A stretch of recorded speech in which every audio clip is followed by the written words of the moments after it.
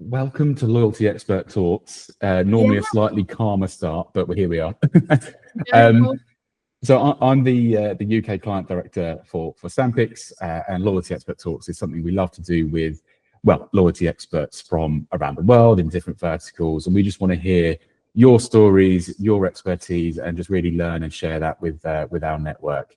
Yeah, Um, no so problem. yeah, real pleasure to introduce you. I think from what we've said, it's clear that you're at the events. I know you're very vocal on LinkedIn. You share loads of great stuff, and obviously, the Poundland Perks program is something I'm really excited to dig into. But before Yeah. that, I mean, your background is so varied. You've worked in lots of different sectors in lots of different roles, and I don't think I can do that justice. So, did you want to introduce yourself and talk a little bit more about your journey until today? Yeah, I mean, it is a varied background, quite eclectic. I'd Mm, like I'd like to say it was all planned, but it wasn't. nothing in life that's worth Nothing doing ever is is. worth planning. But actually, it's interesting when I reflect on it. I suppose the common factor and passion throughout all of my roles is I guess community and Yeah. um, as you know, we're all talking about personalization at the moment. But I suppose the passion that I've always had for over, God, I'm showing my age now, but 25 years is that sort of emotional connection through the communications that Yeah. I've created. So I've worked in, for example, I spent a number of years in the energy market for npower as head of sponsorship there. And it was all about activating the sponsorship in a way that would obviously connect with people, obviously to raise the profile of the npower brand at the time, and connect on that sort of fan basis. And I Yeah, remember tapping into that. one of the campaigns that I ran associated with the Football League, and the sponsorship of that was all around the football shirt. Yeah. And it was called Every Shirt Has a Story. And we That's excellent. invited all fans from the 72 clubs within the Football League to tell us their story about their shirt and what it meant to them. And the winning stories were chosen to feature down Wembley Way for the Oh, playoff. that's great. Yeah. Yeah, and I mean, we had thousands of entries, I and can imagine. it Yeah. just was the start of that. It was a little way into the world of social media, and we engaged in Facebook at the time, and we got a lot of engagement, and it was that spark of something, and a bit of a movement as such. But to see that sort of community spirit on social and then translated in person Yeah. at That an event, blending. it was Yeah. kind of began my journey of or passion for omni-channel communication, I suppose, because it is about a 360-degree approach to Absolutely. marketing and communication.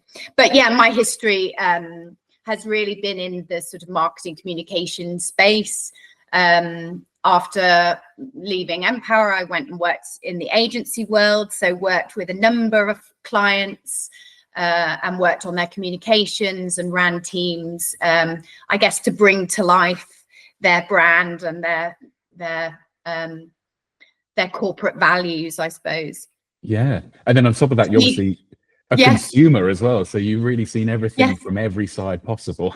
yes, absolutely, absolutely. So, and now that I'm very sort of passionate about loyalty and reflecting on that history, I guess all those puzzles pieces have come together, and Yeah. it feels right to land in this market, which is really, really exciting and changing all the time, and definitely feels like the right place to be.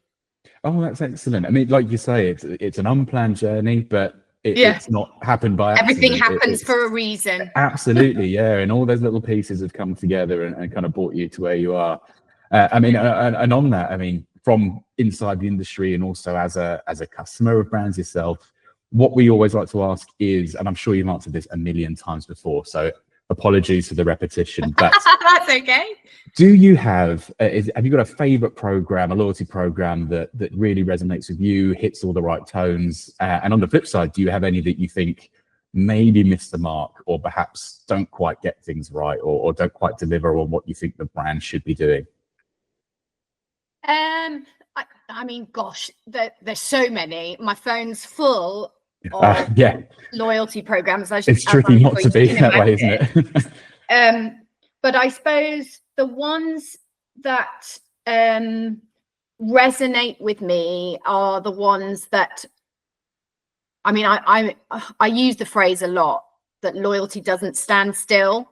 And those that keep growing, evolving, and listening to their customers, and using the insights from the data that they've got to talk to those customers and are able to connect, are the ones that I'm like really interested in and really believe in. I suppose, if I were to name some, I think Lidl are, always evolving. They're staying true to their core proposition, but have introduced partner based rewards. There's gamification in there, which I love. And the way that they're pulling people in to reward frequency, I think is really strong. So I think they're doing a great job. I think people like Sephora, and also probably an underrated one is probably John Lewis. I think the way that they make you feel special. Yes, they're great at that. I feel like being invited to special events or early access coffee, it just makes me feel special. Same goes for Sephora, just that early access to things and early access to their brand. There's a real connection there for me. In terms of ones that have missed the mark, I mean, you don't have to name and shame. I don't really want if to. If you name. don't want to, But I would say are it's almost contrary to what I first said, is that those that that have become a bit stale and are just aren't moving with the times, aren't recognizing that personalization is a big part of the expectation of a consumer now. If you're not investing in that, then you are going to be left behind. Absolutely. And there's an interesting mixture between kind of relevance and personalization, and you've got kind of mass appeal on one side and you've got really hyper focused stuff on the other. And I think in my perspective, at least, it's the brands that kind of marry the two together well are the ones that I really, really like. And the word personalization gets thrown around. Oh, and it means about 100 different things depending on which way you're looking at it. Absolutely. So it's the brands that really get it, that are able to speak to their customers at a personal level. They really get me. They get, and the timing is right. The product is right. The relevance is right. And like you say, they adapt at the same time. Absolutely. Mean personalization to me. Yes, and I think, like you said, the adaptation of that, because what that meant to you 6 months ago might not be quite what it means to you now. So it's having that flexibility to evolve and change. No, that's great. I think I agree with absolutely everything you've said so far. Good. And do you feel, this is maybe more for the UK audience, but do you feel we've got a heritage in loyalty. We've got some amazing programs that have been around for decades. And on one end of the scale, you've got the super retailers that are so involved in our lives in every sort of level. But then you've also got the independents, the startups that are also recognizing that loyalty is something you need to have, and it can look very different depending on scale.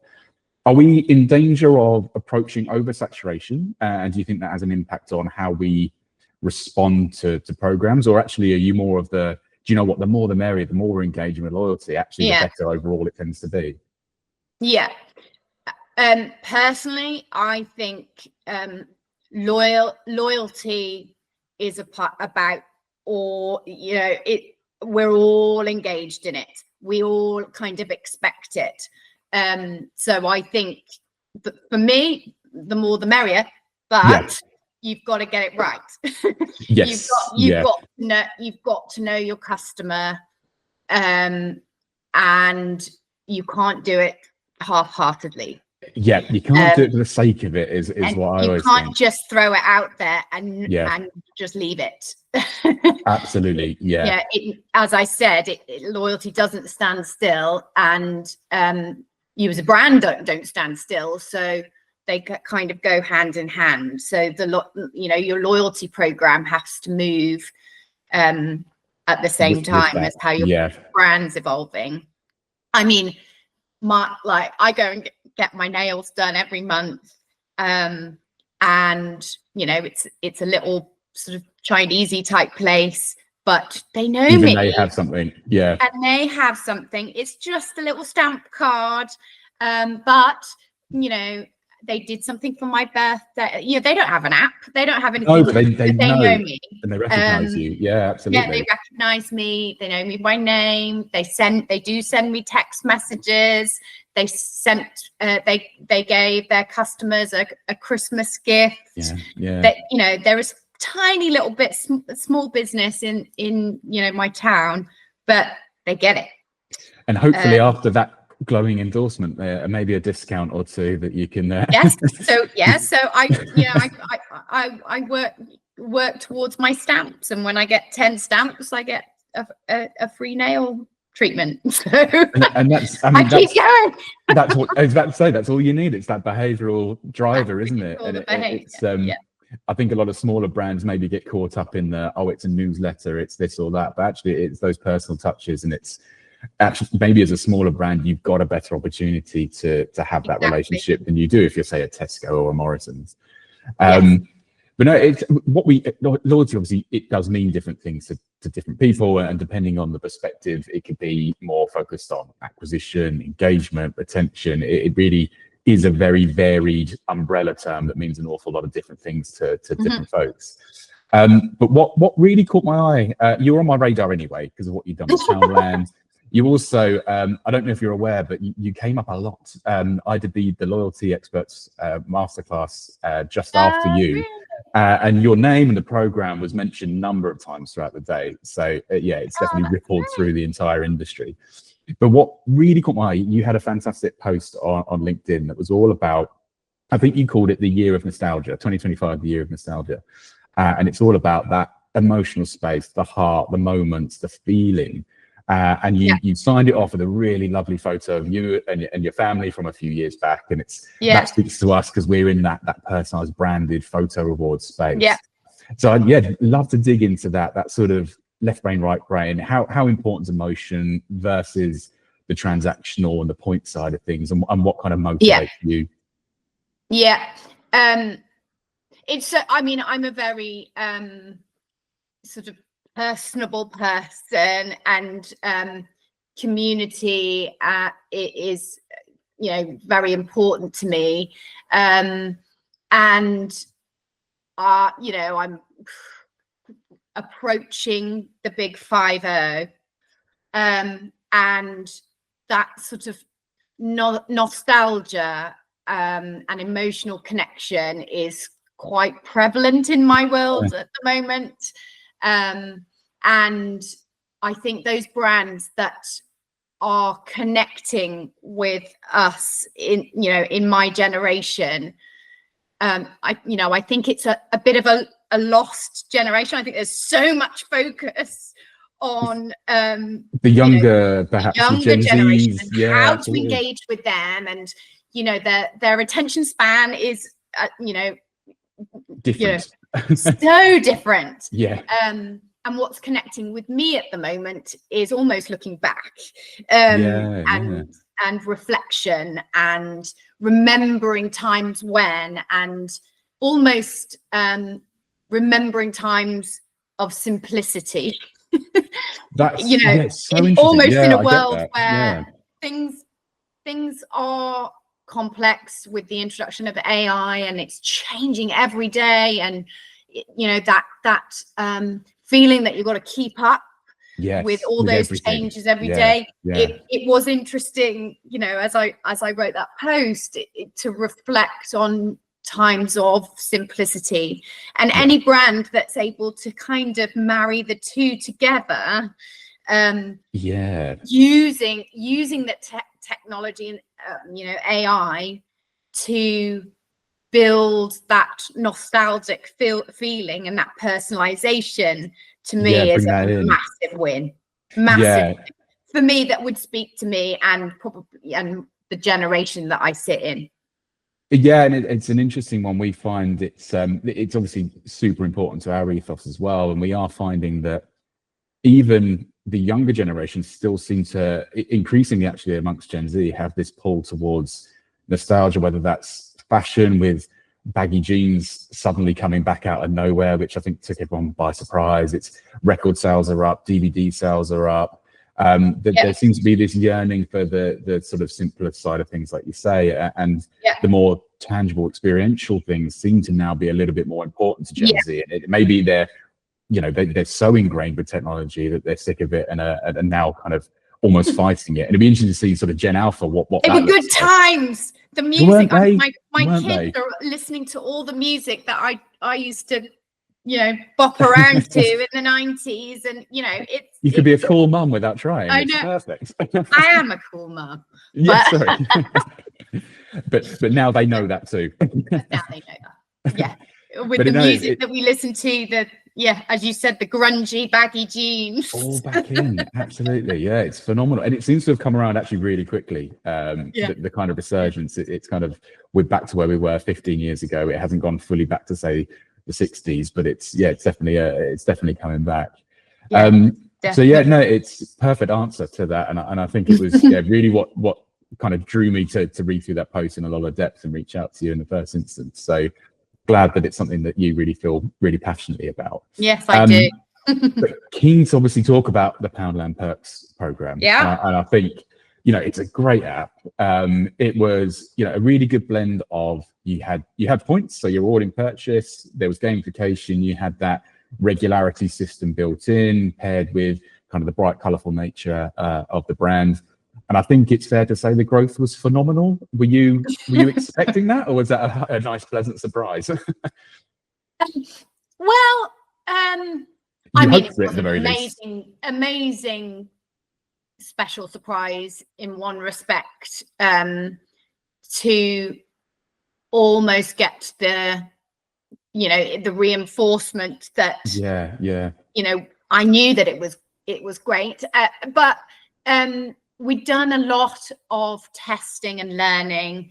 We'd done trials in 3 different regions, and we had great interest in that. And we'd run those trials for 18 months. So there was almost a little bit of when is it, everybody was really excited to receive it on a national scale, because we'd done 3 different regions. So we started out in the Isle of Wight, then we went to Northern Ireland, then we went to Scotland. We got quite a bit of PR from those trials, and it was a very basic proof of concept, where we were testing the proposition, we were testing the brand, we were testing, we did a number of focus groups. We were really trying to listen to our customers. And then when it came to obviously the national rollout, and the results that we got, it kind of reinforced the power of that process, I guess. Absolutely, yeah. All those steps, the sort of the baby steps to get going, but like you said before about your own career, not an accidental outcome for it to have taken off in such a strong way. Yeah. Obviously, there's always risks involved. There's always risks attached. You don't know really until it actually happens what the outcome should be. But like you say, you planned, you prepared, and you went through it in the right sort of order to make sure that outcome had the best chance possible of happening. And boy, did it pay off. I mean, what was it? 1 million downloads in a month, and then skyrocket. I think by February time it was about 2.4 million downloads. And 1.23 million active users. So it was, you know, it supported the fact that loyalty it belongs in every sector, it had in a every place. industry. Absolutely. Times are hard at the moment. Times are tight, and in every walk of life, a deal is a deal, and you absolutely like to have a deal. Everybody loves to feel like they've you know, they've won somewhere, and they've won. Absolutely. And it's, you know, it's no different in any sector, whether you've got millions or you haven't. Or the other way. Deal's a deal. Absolutely. I mean, you've read my mind, because that was something I was really interested in that you've got prestigious brands, well-known brands, where there's that element of you as a consumer, you want to be in that club. You're really proud to shout about it, and it's something that really draws you to loyalty in a super easy, natural way. On the other side, Poundland, it's a completely different proposition. You know, it's a discount retailer, very different customer group. I can imagine the challenges of shaping something that appealed to the right core customers rather than having a more general appeal was pretty challenging. Was there anything unique that you came across in the testing and the learning that kind of shaped how the program ended up being in reality? I think the really powerful thing that I learned, well, just generally with loyalty, is that loyalty, you know, if you introduce a loyalty program, you're opening the door for a two-way conversation. Yeah, which you don't necessarily always want. And you have to be prepared when you're launching something. It's almost a contract with your customers. It's a promise at the very least. It's a promise, and it's built on trust. And I think the launch of our proposition was built on three things: an offer, the points. So you're collecting. It's a behavioural thing. There's a goal, people are used to in that loyalty space. And then there's a really lovely, very simple gamification, which sat really well for our customers and that target audience. They love a bit of a game, and they love an instant reward, and they came back every single week for that game, which then drove them into store as well. It was an emotional reminder. I'll just pop into Poundland. Those three things as a proposition worked really, really well. And I think, go ahead. Oh, sorry, I was going to say it's a great testament to kind of keeping it simple. There's so many routes you can go. There's so many different mechanisms you can introduce to a program, and standalone, they're all great in their own different ways, but they're not necessarily right for your program or your customers. And it's through that process you went through to go, okay, what are the core things that are going to drive this interaction, drive that performance? Absolutely, and that testing and learning in those 18 months really informed the decision for what the final proposition would be, because we listened to what our customers want.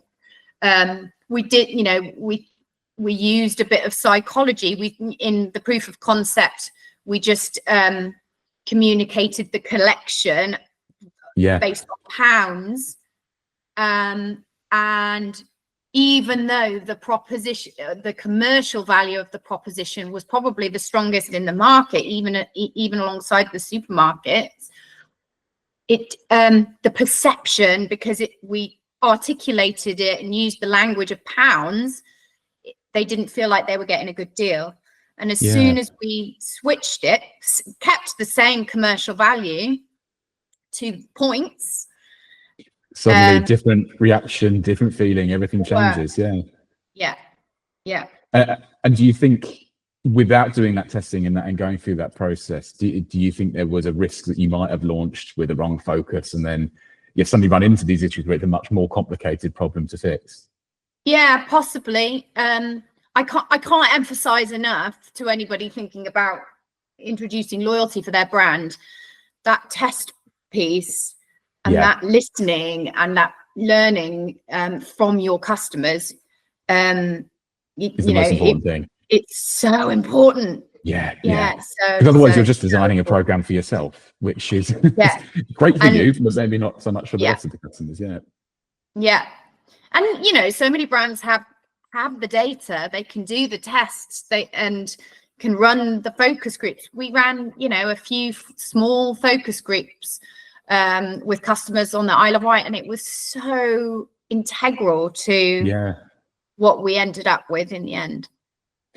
Out of interest, why the Isle of Wight? Is it just because it's a nice, smaller group of people that you can target and you get a real feel for different demographics within? Absolutely. It has all demographics on one little island. It's ring fenced. We didn't have any real problem with people sort of coming across to the mainland, and it was really ring fenced to that island. There are only 4 stores, and on each of those 4 stores we attributed 15 control stores on the mainland that had similar trajectory in terms of sales and ATV. And so each store on the Isle of Wight, so there were 4 stores, each one of those stores had a control group. So we were able to really test the impact of loyalty on that island. That solid bench. I mean, that's also so important. It's all well and good testing, but if you can't then extrapolate that in a way that's effective for the brand, it's kind of a moot point in ways. But to have that really nice, like you say, ring fenced, very siloed group of people that are then also represented in other places is the perfect way of going about things. And that's the consumer side. I mean, then internally, was there any hurdles? Did you have to weave a particular type of story? Because again, I can imagine from the type of environment that Poundland sits in, the idea of giving more value away to customers doesn't necessarily sit properly with stakeholders internally. Was that any hurdles there that you sort of had to navigate in a way that you weren't necessarily expecting, or had to do something different? We did. So through the trial, we funded the discounts on the offers ourselves because it was such a small proof of concept. But through that process, through that testing and learning, a lot of suppliers were getting more and more interested in what we were doing in the results we were getting. I ran a supplier day, invited all of our suppliers to hear about how well the proof of concept had gone, shared some of the stats, and then for launch, a lot of suppliers got on board and supported some of those offers on the app. So commercially, they supported the sort of margin impact on the offers in the app. A lot of risk mitigation which I can imagine from a I mean, internal obviously there's sense, commercial impacts for the points collection and the gamification side of things, and but the offers themselves really, really helped that business case and that, the return.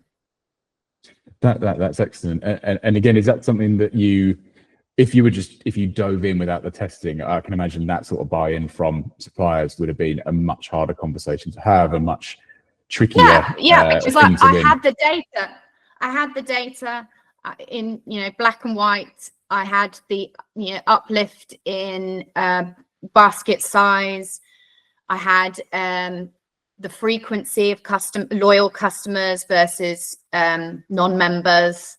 I had the ATV of members versus non-members. I had so much to whet their appetite, as it were. It became an easy win.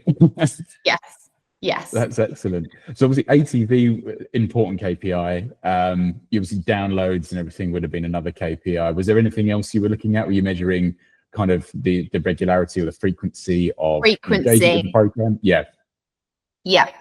And I think it's important to distinguish between downloads versus active users. Very different numbers with different meanings. Yes. I mean, anybody can download the app just to take a peek, but it's those that are actively using it, opening it, using it in a Poundland store. That's obviously, it was what I was most interested in. So from a reporting perspective, I always use the active user number.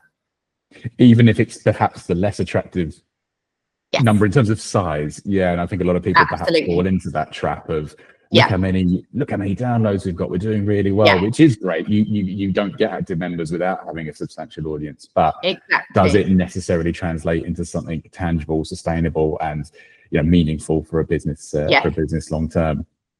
And I mean, when you think about the launch, the growth was there, the appetite was obviously very apparent.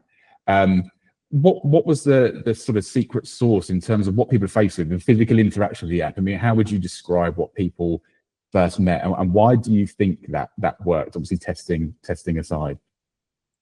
Well, I suppose what I think landed was the power of the external strategy with the internal strategy. And we had a hell of a week in launch week. It was nuts. Was it the top free app in the whole of the UK? Is that right? Yeah, well, it reached #1, but I'd say I spent 6 months prior to launch going out into field, into every region, every area, try to visit as many stores as possible to educate and bring our colleagues on the journey, because really those colleagues on the front line engaging with the customers, they're your brand champions, and they're the ones that are going to land this for you. So for me, it was really, really important that I tapped into every single one of those brand champions, and they understood the proposition, they understood the brand, they understood where to go if there was an issue, understood, on a basic level what customers could do if they struggled signing in, how to sign customers up, and the reinforcement of that messaging at the till point with every customer. And then obviously that combined with showing something digital, a digital product, but getting it out there, giving it personality. I turned a blooming 1970s caravan into cafe perks, gave away free coffees for every download. I got it on This Morning.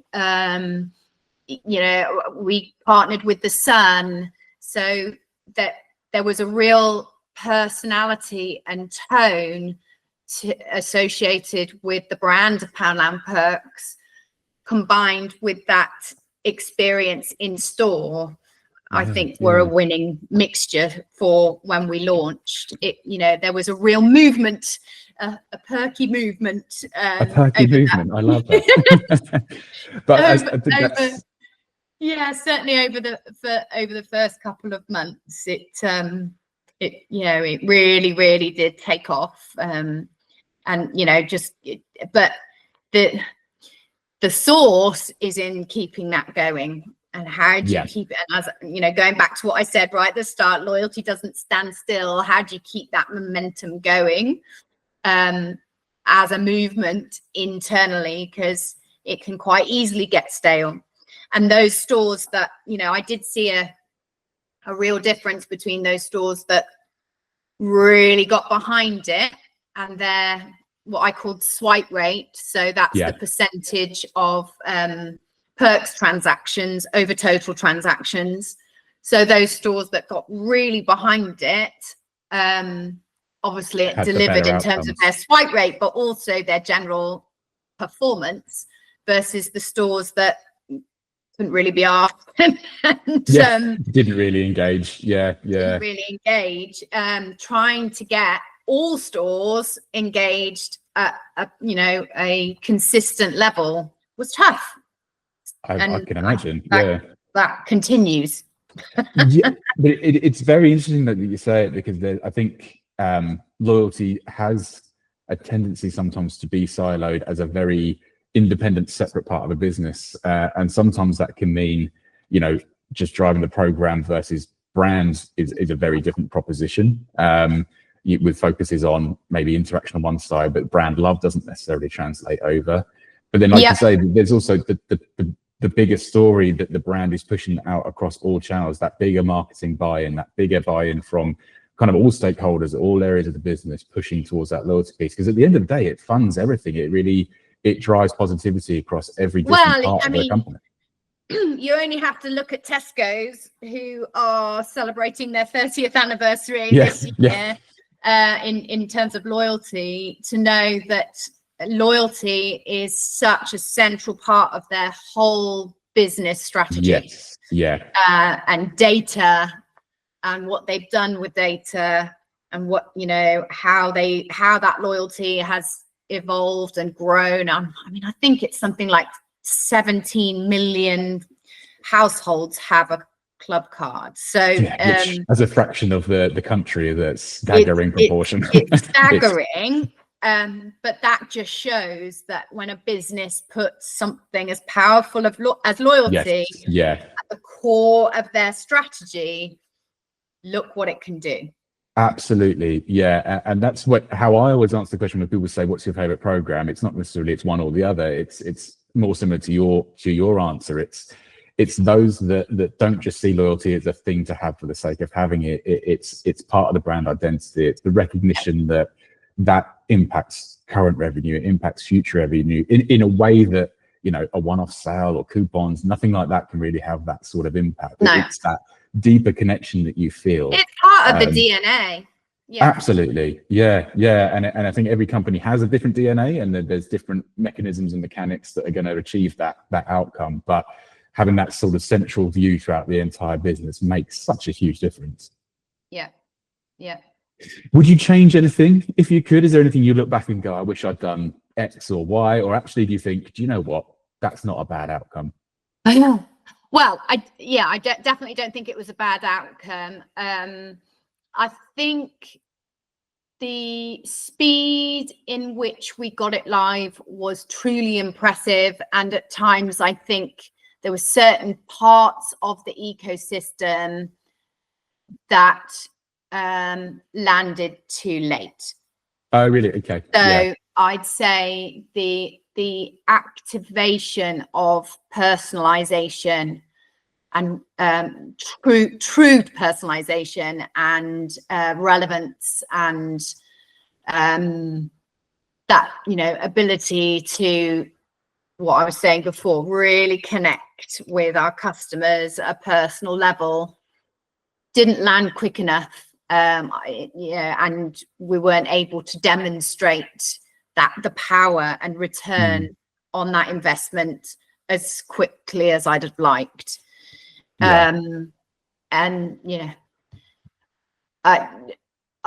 think as a program and what it delivered in the first quarter was amazing. I really do. I think as a team, more than fair to say. Yeah. But in terms of the time, it's no secret in terms of what Poundland are going through at the moment. It's just really sad that it didn't land at a time when things were going well for Poundland. A bit sooner. And I think it was expected that perhaps loyalty would be a bit of a savior. And I think it delivered a phenomenal result, but you can't, it wasn't one silver bullet that was going to there's only turn so much something round. There's only so much you can do, can't you? It's like having a boat that's sinking and you've got a bucket and you're pouring water out, but there's at some point, you need something to patch that hole properly.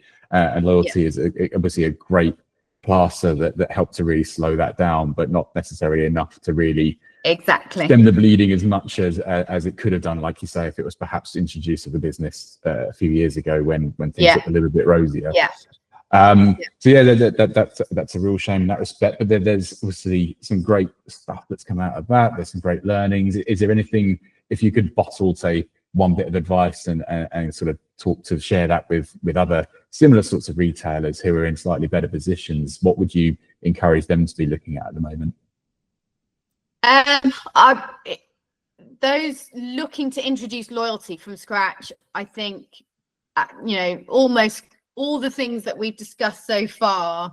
Just watch this back and do that. Yes, watch this back.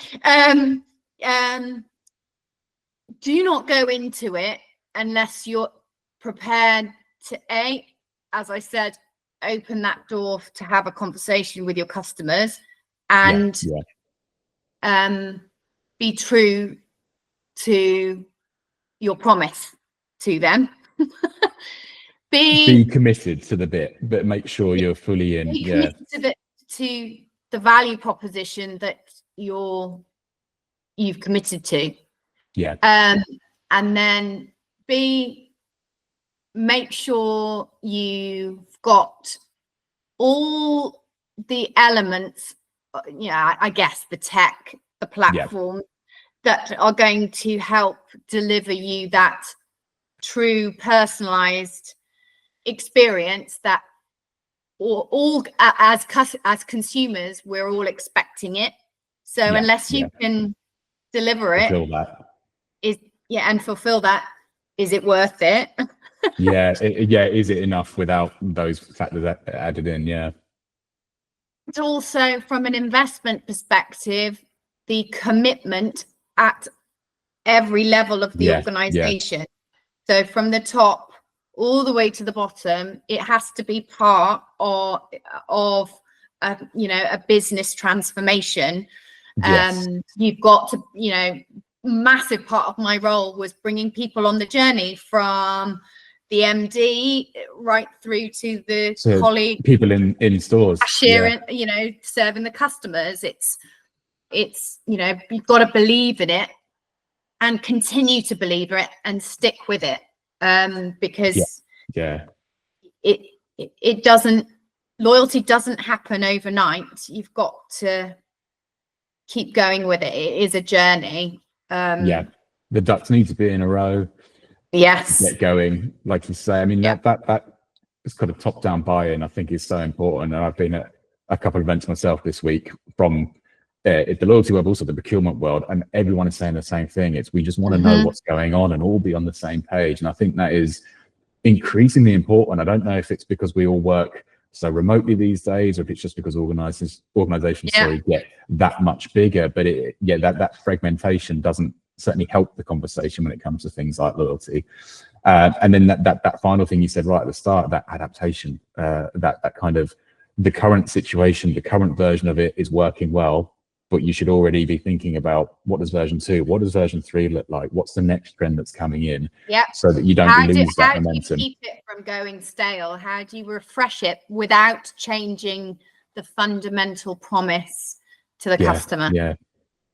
Oh, that's such good insight, and I think that's such a really nice place to end it. I think that's a really important message that I think people in the industry are certainly aware of, and it's now, I think, all of our jobs to try and translate that through to the other areas of the business, and do exactly what you did. People need to get everyone to buy in, to understand that vision, that 360 view of everything.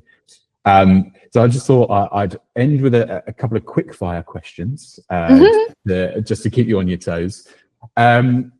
Dream loyalty program that you'd love to work for or love to be a part of. I don't know if it's Sephora that you mentioned earlier, if is another one that you think, I'd just love to be involved in the inner workings of that.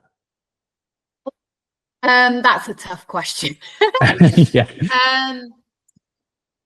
I think that there's part of me that would love to get my hands on something that doesn't exist yet. Oh, interesting. And introduce loyalty, and go through the experience that I've been through with Poundland, and because it was intense. There were times when I didn't know my arse from my elbow. Yeah, I can imagine. But you're not being put off. You're not deterred by. It was, reflecting back on it now. It was truly a phenomenal thing that we did. Yeah, with absolutely. Phenomenal people. We all should be very proud of it. Despite Definitely. what's going on at the moment. The opportunity to do that from scratch would be amazing. Yeah, you've gone. I think and you want to go back in. Yeah, I've mentioned some of the brands that I love what they're doing, but they have got massive teams. And I was very proud of the fact that I led the whole movement for Poundland Perks. So absolutely, yeah. It's kind of, where would I fit? Yes, it's sort of, would you rather kind of startup mentality or big organization? It's which one means the best for you? And then I was going to ask. Sorry, go ahead. Sorry. Well, no. Oh, so we're doing it again. Yeah, go ahead. Delay. What were you going to say? I was going to ask you about buzzwords, but I think you've already mentioned a couple: personalization. Oh, personalization. Yeah. Anything else you wanted to add to that list that you hate hearing about? I don't think I hate, anything. I think it's about throwing those words around, and for the sake of not really, delivering against them, and not really understand the true meaning about them. Personalization. You can't go. Scroll two scrolls on LinkedIn without the word personalization popping up somewhere. In some way, absolutely, yeah. And AI. And AI similarly, and then half the posts are probably written by AI, so that's a whole nother layer of complexity. Yeah, I know, I agree, but I think, like you say, when you nail them, great words to be focusing on. When you're just saying them because everyone else is saying them, perhaps the meaning is a little bit lost. But no, I just wanted to say again that thank you so much for joining me for this conversation, and again, congratulations on everything that you achieved. I think it's nothing short of phenomenal to have that sort of ferocious appetite for something that didn't actually really exist before you kind of started conceiving the idea. And I think it's just a real testament to your background, your knowledge, everything you brought to that, and everything that you were able to then deliver on. And I think it's just great work all around.